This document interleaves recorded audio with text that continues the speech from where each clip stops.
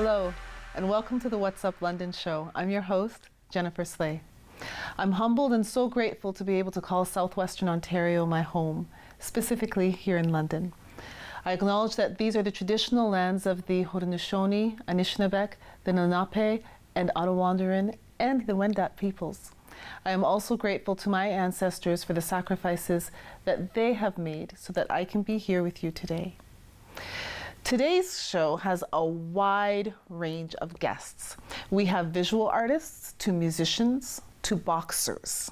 Yes, you heard correctly, boxers. It's going to be a fun show today. Our first guests are representing a new community exhibition at Museum London featuring 71 Londoners and local groups sharing their story of what makes them resilient. It's called Resilient London. Meet your neighbors. Individuals were asked to provide their stories in their own words with an object that helps to tell the story. These objects are all on display next to a life-size portrait of resilient Londoners. That's kind of neat, right? Here to tell us more are Dr. Amber Lloydington, Curator of History, and Mark Smith, a past recipient of the Queen Elizabeth II Jubilee Medal. Welcome to the show. Thank you. Thank you so much, Jennifer. So please tell us more about this event. Well, it's a very exciting opportunity for Museum London. We've done community collaborative projects before. We've even done that one that was really quite large with our anniversary exhibition called 80 ml.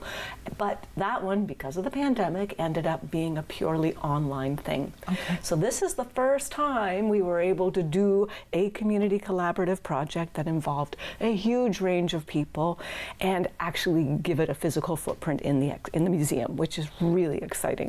So we are very much involved with our community. We want to tell community stories. We want to be a part of the community. We want to reflect the community. We want everybody to feel welcome. We want to build relationships, build resilience. And so this exercise was just part and parcel of our larger objectives as an institution. Yeah, and so timely. Yes. Oh, so timely. So how did you choose the recipients? Or not the recipients, sorry. The participants. The participants. Yeah, I call them my participants, my resilient Londoners, my peeps. I call them everything. So my sweeties, it just depends. But I did a range of things, right? But I did a lot of media scrolling. Right, so that's how I found Mark. He was written up in the newspaper, and I thought, ooh, what an interesting person. And I found others much that way. Some was word of mouth. So a few people called me. I did a few posts on various Facebook groups, which actually, considering the number of people a part of these groups, really only garnered me maybe 2 or 3 or 4 people. So it didn't get me so many.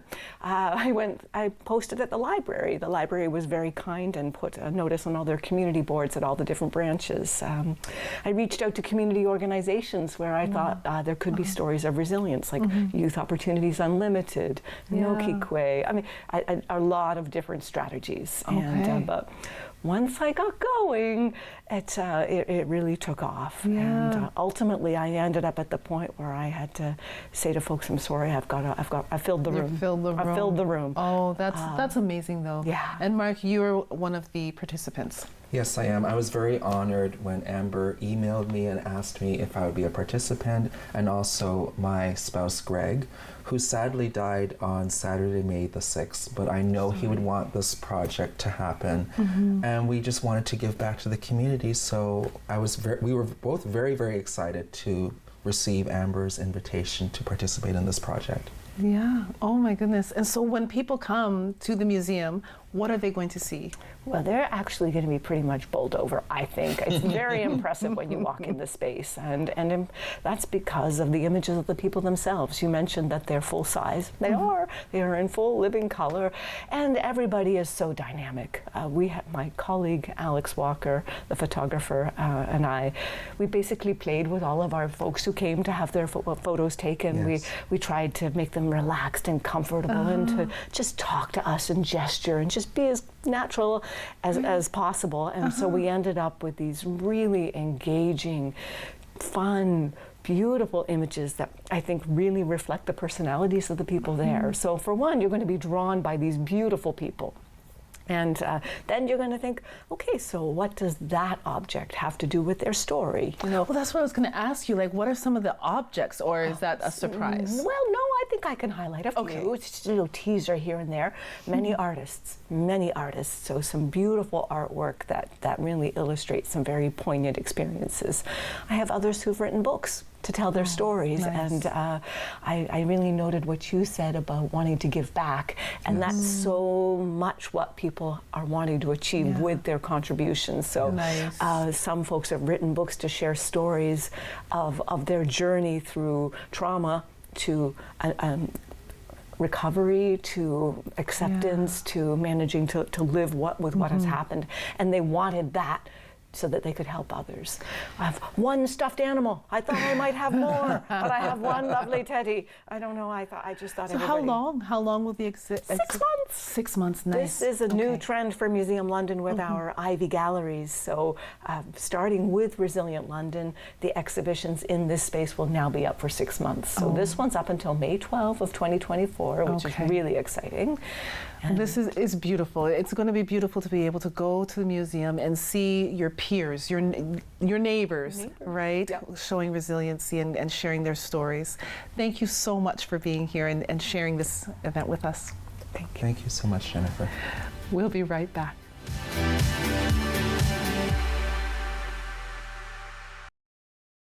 This program is brought to you by the following sponsors.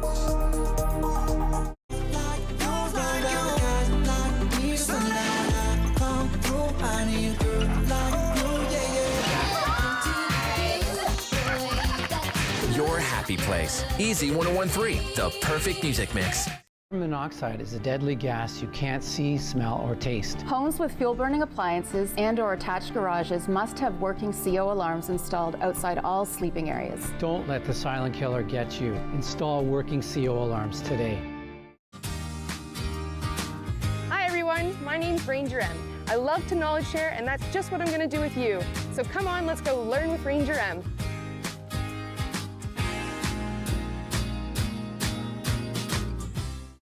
These days at your local Legion, we're marching to the beat of a different drum. On a mission to support veterans, to have fun, and to welcome everyone to our ranks. You don't have to be a veteran to join the Legion. And as a member, you'll join thousands of others serving our veterans, our communities, and our country. Oh yeah, and our Member Perks program will save you thousands on shopping, dining, products, and services across the country. Join us at legion.ca.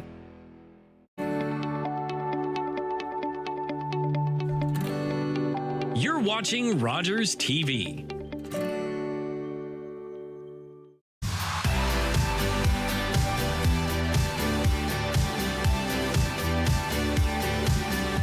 Welcome back. In 1979, the Stork Club, or otherwise known as the Dance Hall, in Port Stanley, burned to the ground. It was a very popular social spot where many famous bands played during the big band era. And although the club is no longer there, the Port Stanley Festival Theatre has hired Big Bandemic to bring back the big band sound. Carl Herman, co-director of Big Bandemic, and Simon Joines, the artistic director of the Port Stanley Festival Theatre, are here to share more about this fantastic event that is coming up in November. Welcome to the show. Thank you very much. So I am so excited to hear all about this. Please share about the event with us. Well, it's about big band. It's about bringing that sound, that scope back to the to Port Stanley. Mm-hmm. It's not something. It's not. I think the biggest band we've had actually on the Port Stanley Festival stage is probably maybe 10. Okay. So we're stretching it here, but it's a fabulous venue. It's only 200 seats, right? So it's not a big space, but it's a fabulous place to go to listen to music because it is so intimate. So that's the excitement for us. We've been actively trying to pull a lot more events into the space in the off season. Okay. And we've also been trying to partner with other artistic groups and specifically groups from London because big chunk of our audience comes from London. So we're really trying to encourage that. It also really helps the village bounce back after the hardships of the pandemic and all of that stuff. So we're really trying to rebuild that connection with Southwestern Ontario audiences. As far as the specifics, my friend here can tell me a lot more. Well, we're just so excited to be able to collaborate with Port Stanley Festival Theatre. So the event is on November 25th. It's a Saturday, and there's an afternoon show, 2 o'clock, and a 7:30 p.m. show for those who like matinees, and some like to make an evening of it. And this big pandemic is a 17-piece big band, just in the style of the big bands and the Tommy Dorseys and the Woody Hermans, etc., from years ago. And also in that style, we have 2 crooners, we call them. Rick Kish and Connor Boa are come back to join us again, and they sing all different styles, but in the style of Frank Sinatra and those sorts of folks who used to, Sammy Davis Jr. and Dean Martin, etc., who used to sing things together. It is a big band. It's going to have some singers with it too, which is absolutely wonderful, and we're just so excited because of the connection with the Stork Club.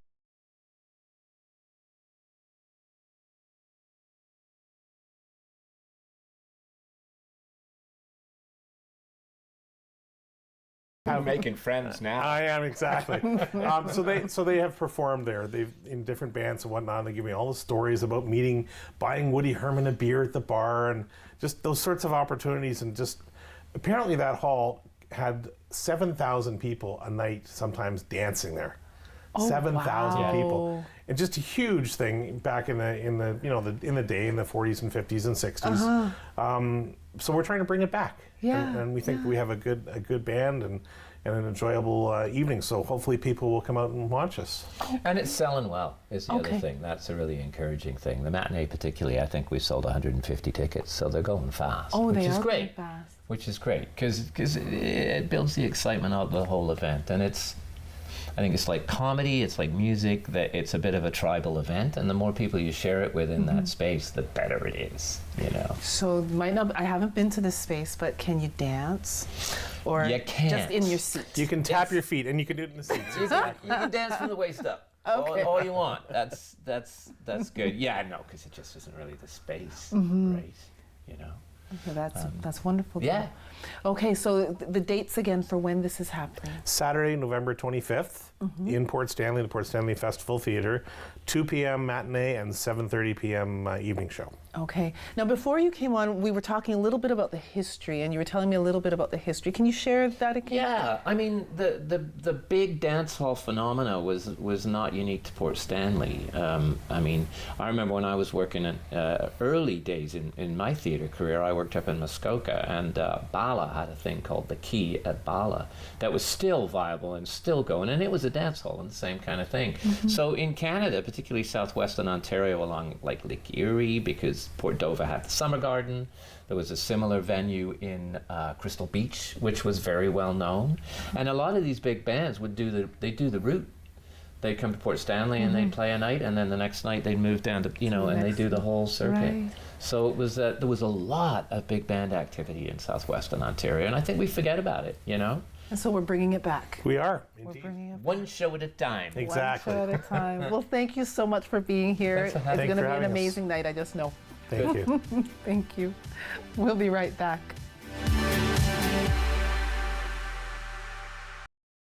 This program is brought to you by the following sponsors. Monday. My name is Philson Farah with Pillar Nonprofit as Program Leader of Birds Capital, and I am this week's guest of Pollinating Purpose.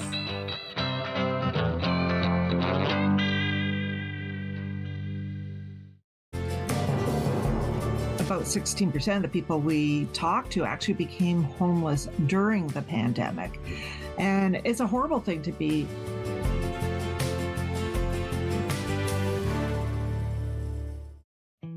Most people that have received treatment for drug use problems are probably going to have a lapse. Join addictions counselor Dean Anderson for Invisible, Breaking Through the Stigma of Addiction on Rogers TV. It's closing time, and you stayed out longer than you planned. So now you can't drive, and the buses have stopped running. You could always call your girlfriend. Or maybe your roommate? What about your best friend? You could just dial 1-888-TAXI-GUY or use the Taxi Guy app. The call and the app are free, and they both connect you to a local cab company to bring you home safely. Visit arrivealive.org to find out more. Arrive Alive, drive sober.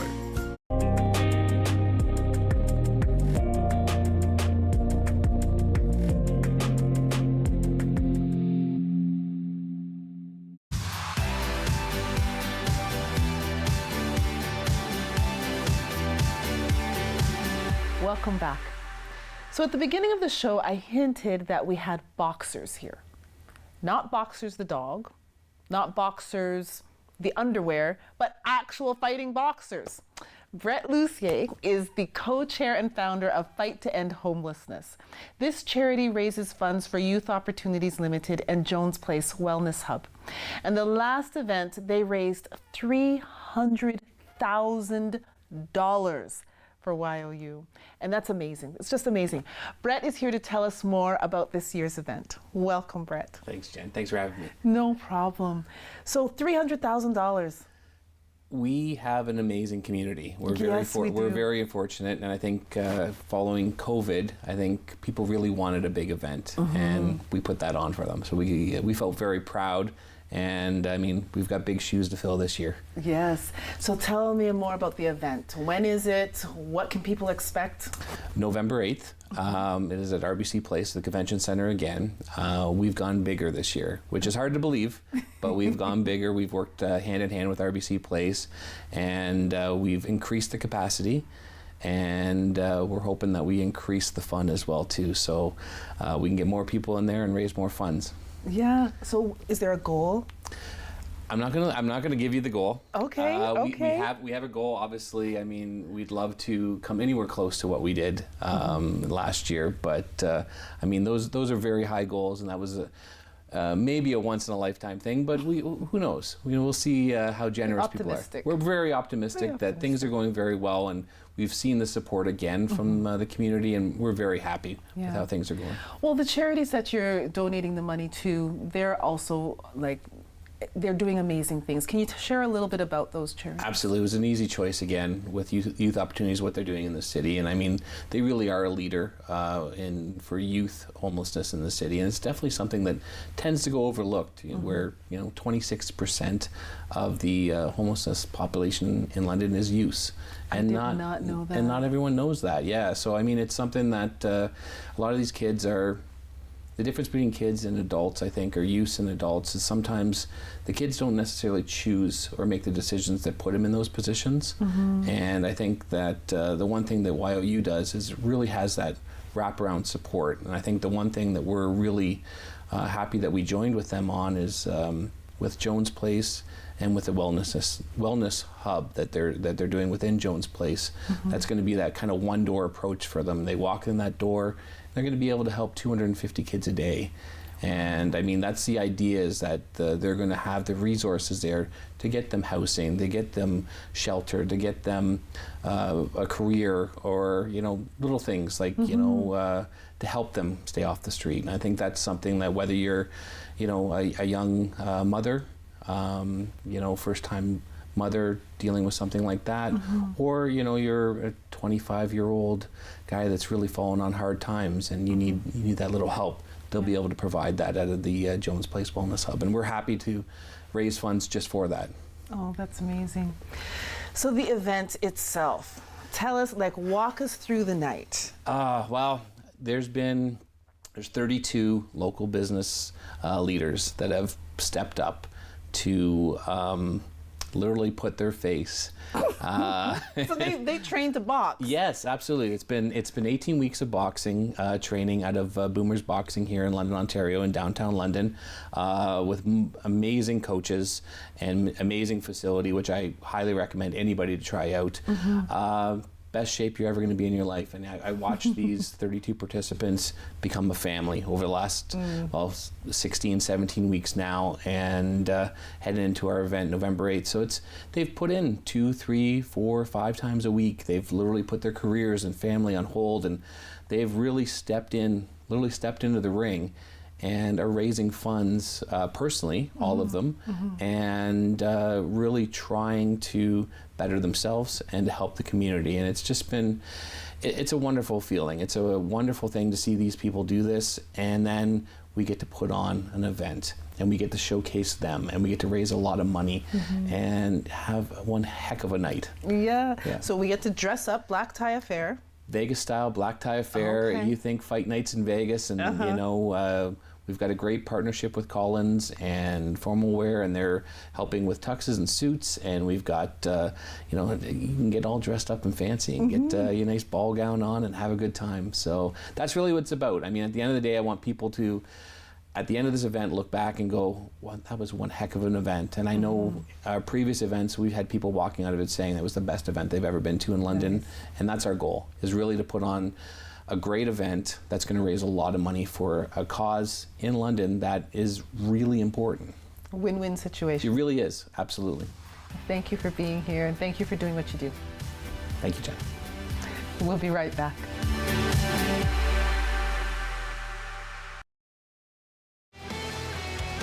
And this one will escape the Niagara end. We have a counterattack the other way. Ooh, that's a pass right in front and a goal. Wow. And how quickly can defense turn into offense?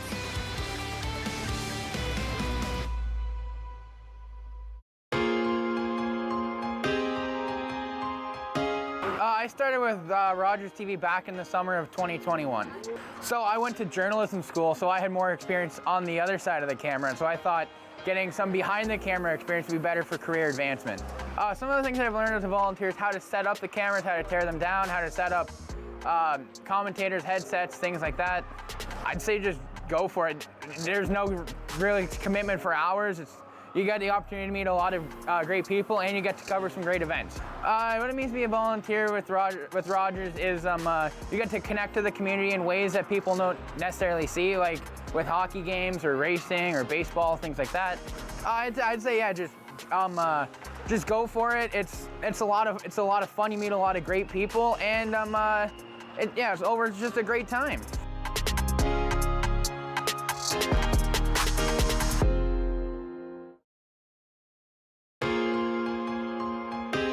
Thank you to all of our volunteers. Whether it's long production days or late nights, we appreciate everything that you do for us in helping put on our productions. Thank you, and happy National Volunteer Week.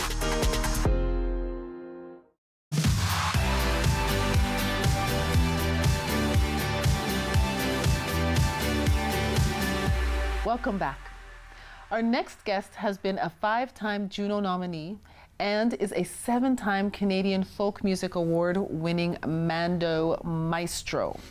Andrew Collins and the Andrew Collins Trio are releasing a new album called The Rule of Three. The CD release party is coming up soon at the Aeolian Hall. Let's hear more about it and more about Andrew. Welcome. Thank you for having me. Great to see you. You as well.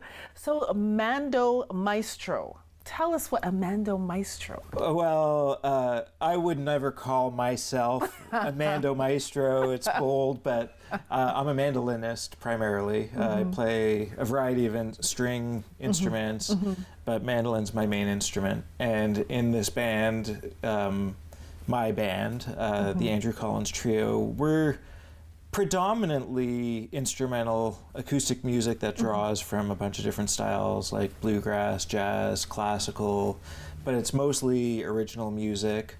And we do a bunch of singing as well in the show because not everyone wants to hear just instrumental music, but that is our primary thrust. Okay, and so is this the first album for this band? No, this is this band's 5th album. 5th album, yes. That's right. I think I said that. Yeah. So it's the 5th album, and it's being released on November 2nd, which is our officially first CD release show at the Aeolian Hall on, Thursday night. Okay, all right. And what time? Where can people get tickets? Show starts at 8 o'clock. Tickets are available at the Aeolian Hall, or if you want to go to andrewcollinstrio.com, you can get the link to buy tickets there too. Awesome. So tell us a little bit about the band and the other instruments and that will be there. Yes, so on this album, we have the original trio, which is myself playing mandolin, some fiddle, mandocello, and some mandola, and Mike Mezzatesta playing a little bit of fiddle and mandolin and guitar, so lots of multi-instrumentalists. And on bass and also singing with me is James McElhaney, who also likes to play a little bit of mandocello from time to time, an oddball instrument. And yeah, we've been playing together for 8 years now. Over the course of the pandemic, like we recorded this album 3 years ago, right at the beginning of the pandemic in September of 2020, and it kind of languished for a few years, but we finally got it done. But in that time, Mike has hung up his touring guitar. He's no longer on the road. So we have a new member playing with us, Adam Shire, who's an amazing everything, and I've been playing with him and recording with him for years, so it's one friend being exchanged for another friend. Okay. Yeah. And so you have the CD release party here in London, but you mentioned touring. So do you do touring? Yes. Yeah? Yeah, I mean, we're obviously had a little bit of a break from touring for a little while there, but next week we actually have a grueling 3-day CD release tour where we will be home every night, because we have one show in London, one in Alliston, and then one at Hughes Room Live in Toronto. And mid-November we're going out west, and we have a bunch of shows in Alberta and BC for a week and a half, and then we have a tour in Saskatoon and other tours building in Florida and in Washington State, so we've got lots of stuff cooking. Yeah, we book pretty far in advance, so we're already looking at 2024, 2025 season for our bookings. Nice. Yeah. And any more CDs on the horizon? Well, there will be, but we're going to get this one out first. I've got a bunch of material building up in the background, but we'll ride this one out for a year or so, start thinking about the next one next year. Thank you so much for being here, and good luck with the show. Well, thank you for having me. Have a great day. Well, that's a wrap. I want to thank our guests for coming on the show and sharing their talents, their events, and their initiatives with us today. Please show them back some love by visiting their social media pages, and most importantly, either donating or attending their events. Please comment, like, and share this episode with your friends and networks so that others can support our guests' efforts as well. Until I see you again, please be safe, be kind, and be the change that you want to see in the world. And please stay and listen to the Andrews Trio.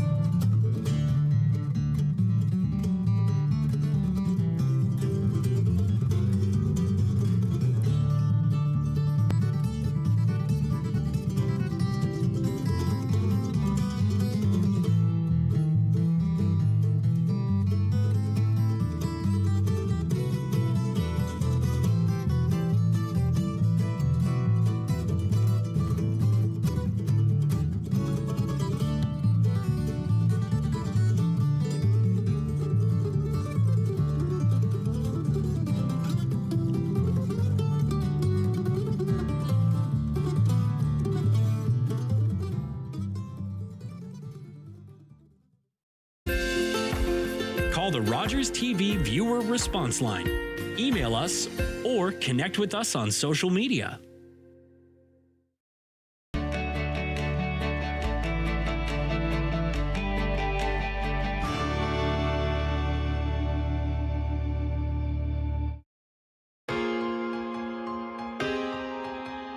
I just wanted to take a few minutes to thank all the dedicated volunteers throughout the summer and the winter months and through the years for all your hard work and your dedication to giving up your weekends to come out and be part of the volunteer program here at Rogers. So I just want to say thank you very, very, very much.